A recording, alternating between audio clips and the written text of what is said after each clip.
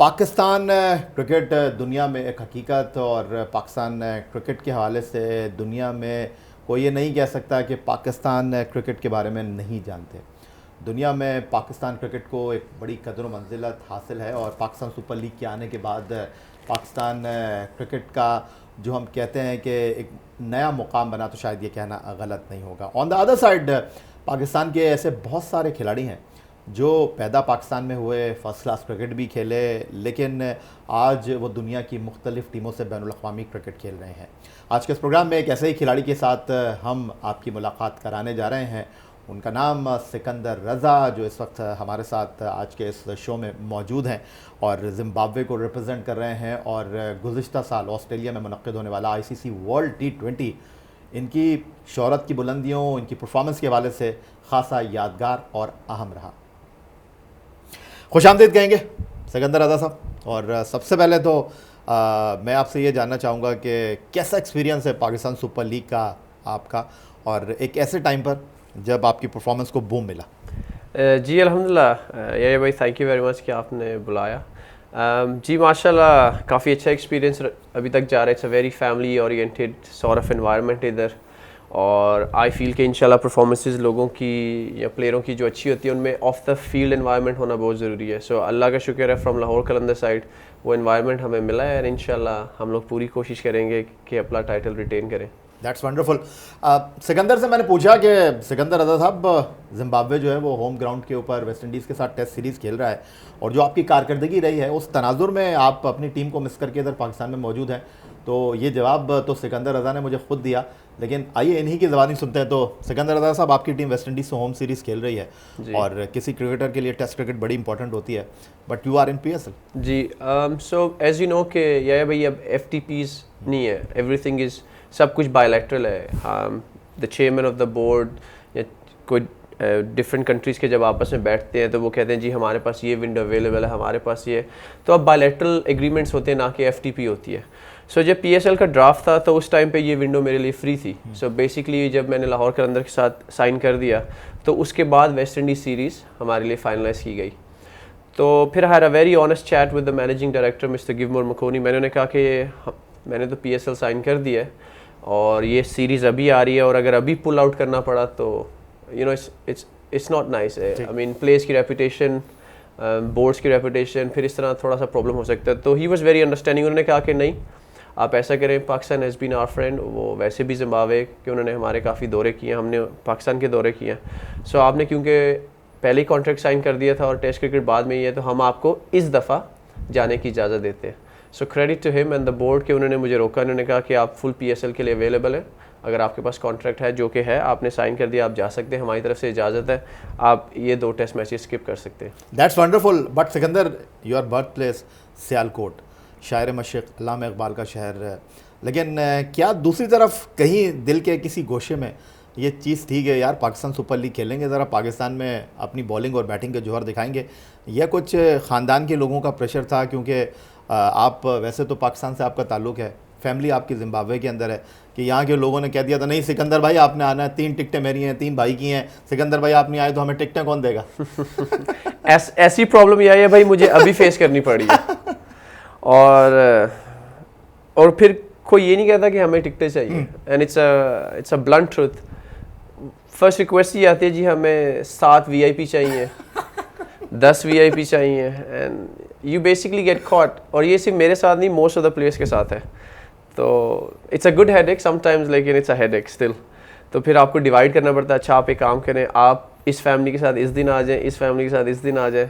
सो अल्हम्दुलिल्लाह लाहौर कलंदर has been very accommodating. उन्होंने कहा सिकंदर भाई वी अंडरस्टैंड, हम लोग अपनी पूरी कोशिश करेंगे कि जो भी अवेलेबल हो हम आपको प्लीज़ ज़रूर ऑनर करेंगे। सो या इट्स अ हेडेक, लेकिन या भाई सिर्फ मेरे साथ नहीं है, मेरा ख्याल है सब प्लेयरों के साथ है। तो सिकंदर आपकी तरफ आ जाता हूँ थोड़ा सा, और क्रिकेट से हटकर सियालकोट में सिकंदर पैदा हुए, लेकिन ये मुझे पता चला कि सिकंदर क्रिकेट से दूर दूर तक इनका कोई ताल्लुक़ नहीं था, और ना इन्होंने क्रिकेट खेलनी थी। ये तो बाय प्रोफेशन पायलट बनना चाहते थे और ये कामयाब भी हो गए थे, लेकिन एक आई टेस्ट में फिर इनको जो है वो रुकना पड़ा। तो सिकंदर मुझे थोड़ा सा बताएं कि क्रिकेट, वो कहते हैं ना बच्चों ने पहले ही से डिसाइड कर लिया होता है मैं विकेट कीपर बनूंगा, मैं बॉलर, आपका तो कोई ताल्लुक़ नहीं था। थोड़ा सा अपनी जर्नी के हवाले से बताएं, क्रिकेट में कैसे आए? मैं बैकवर्ड्स आपको सुनाता। सो यस, अगर कभी कभी पीपल मैसेजेस कर देते हैं और आंखों से गुजर भी जाता है कि जिधर पाकिस्तान को या पीसीबी को थोड़ा मेरी तरफ से क्रिटिसिज्म होता है, तो मैं उन पहले तो उस क्रिटिसिज्म को क्लियर करना चाहूँगा कि पाकिस्तान में मैंने क्रिकेट खेली नहीं थी और मेरा दूर दूर से क्रिकेट प्रोफेशनली खेलने का कोई प्लान नहीं था। सो इट्स नॉट लाइक कि मुझे पीसीबी ने या पाकिस्तान ने बैडली ट्रीट किया। We moved as a family और क्रिकेट से मेरा कोई लेना देना नहीं था। ये भी सच है कि गवर्नमेंट कॉलेज लाहौर से जब मैं आईसीएस कर रहा था, which is basically A levels kind of, तो मैं गवर्नमेंट कॉलेज से 1 साल क्रिकेट ज़रूर खेला हूँ, लेकिन मेरा प्रोफेशनल क्रिकेट खेलने से कोई ताल्लुक नहीं था। मैं सिर्फ पायलट ही बनना चाहता था, मुझे बस जुनून था फाइटर पायलट बनने का। वो एंट्रेंस एग्ज़ाम, मेडिकल इंटरव्यू सब क्लियर करके आई वेंट। फिर 3.5 साल बाद एक आई टेस्ट में फ़ेल हो गया। फिर उन्होंने मुझे ग्राउंड ऑप्शंस दी कि आप ग्राउंड ब्रांचेस में चले जाएं, लेकिन फ्लाइंग आपसे नहीं होगी, यानी कि हम आपको A1 G1 which is a term use for medically fit people for pilot for flying. जब उन्होंने ये ऑप्शन दी तो आई डिक्लाइंड इट। मैंने कहा बचपन से ही फाइटर पायलट बनने का शौक़ था। वो लकीली ऐसा हुआ कि father had businesses in Zimbabwe, तो वो उनको लुक आफ्टर करने गए तो उन्होंने पूरी फैमिली को बुला लिया। So that is how it all started. मैं स्कॉटलैंड में था उस टाइम, मैं वापस आया तो मैंने कहा यार मैं 1 साल क्रिकेट खेलता हूँ।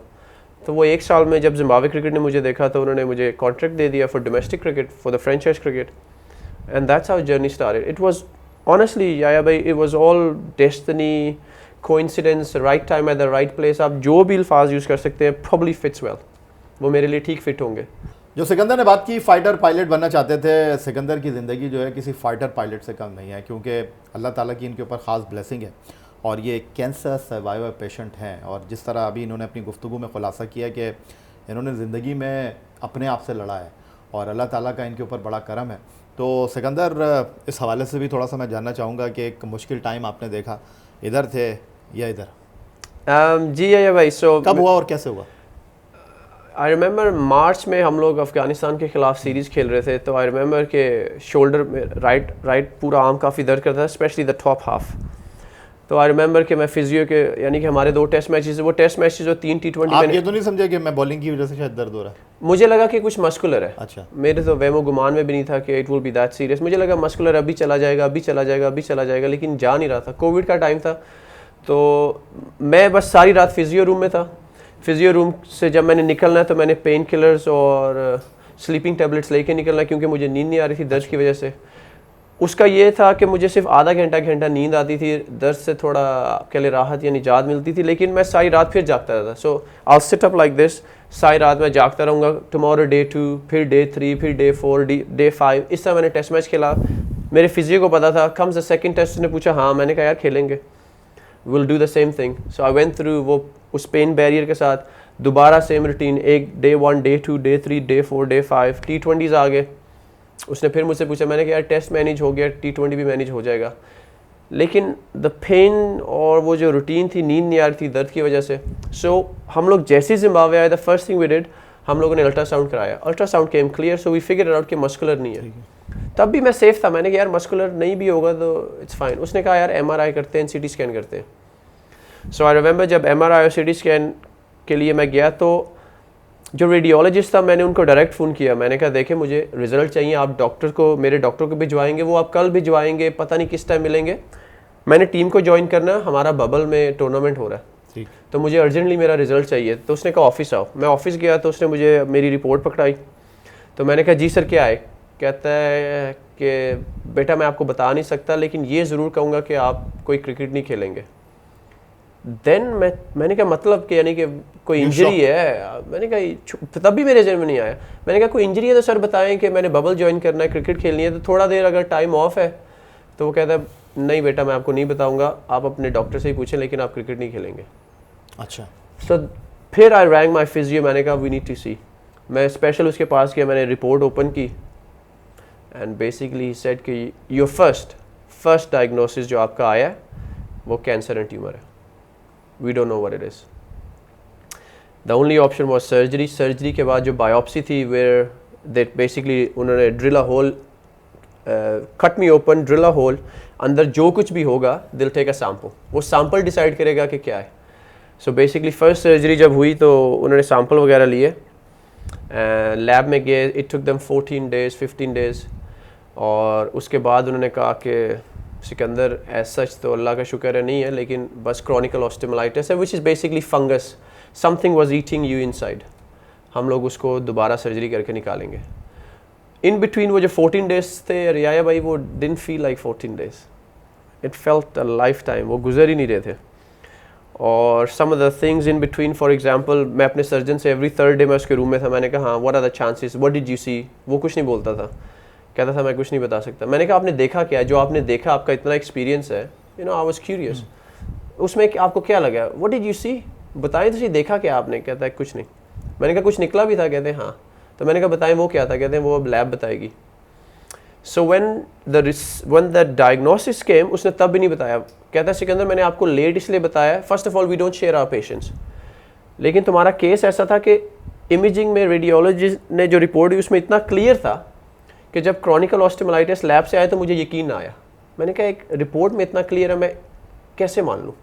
तो फिर मैंने 72-74 सर्जन्स की एक यूनियन थी, उसमें उन्होंने मेरा केस फॉरवर्ड किया, वहाँ पे 60+ ने कहा कि नहीं हमें लगता है कि ये क्रॉनिकल ऑस्टियोमाइलिटिस है, आप इसको वैसे ही ट्रीट करें, कैंसर एंड ट्यूमर नहीं है। कहता है फिर मैंने आपको बताया, और अल्लाह ना करता कि अगर होता कैंसर तो आई वाज गोना, मैंने आपको कहना था आप कहीं और से इलाज करवा लें, because being a young man, being a cricketer, और मैं तुम्हें, मेरे में हिम्मत नहीं थी मैं तुम्हें बताता, क्योंकि इसका इलाज नहीं था, एज इन कीमो काम नहीं कर सकती या भाई, क्योंकि कीमो काम करती है आपके टिश्यूज़ पे, ब्लड सेल्स पे, कहते हैं जो बोन मैरो में है वहाँ पे कीमो कैसे जाती। सो कहते हैं हमें आपका the best safe option was कि कैंसर आपकी बॉडी में ना फैलता, हमें आपका आर्म काटना पड़ना था। सो कहता है मैं तुम्हें ये कह नहीं सकता था, so I was gonna leave you, लेकिन क्योंकि अब क्रॉनिकल ऑस्टियोमाइलिटिस है, सो मैं अब दोबारा आपकी सर्जरी करूँगा। That was that.